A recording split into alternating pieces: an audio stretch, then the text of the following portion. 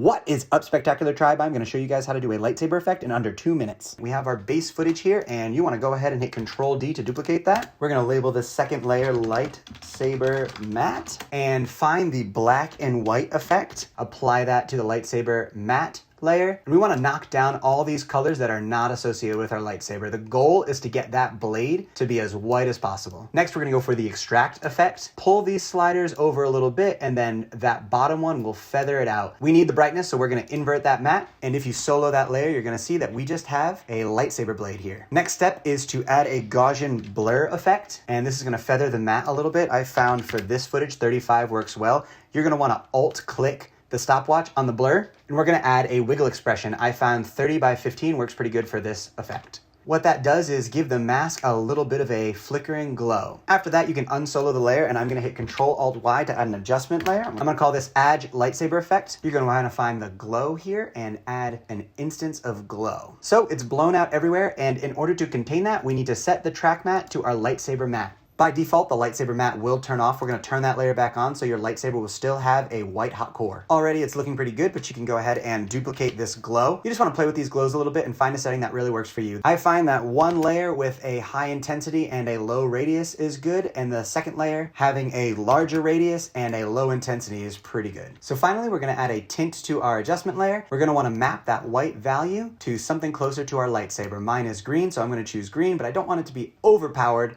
So I'm going to keep my values a little closer to the white. You're going to notice that at some points in the effect, the entire blade is not completely lit up, and that has everything to do with our lightsaber matte. Go into those settings and play around with those a bit to try and get what works best for you. I find that maybe setting a keyframe before and after certain spins works really well. All right, well, I hope you guys enjoyed this tutorial. God bless you all, and I'll catch you on the next video.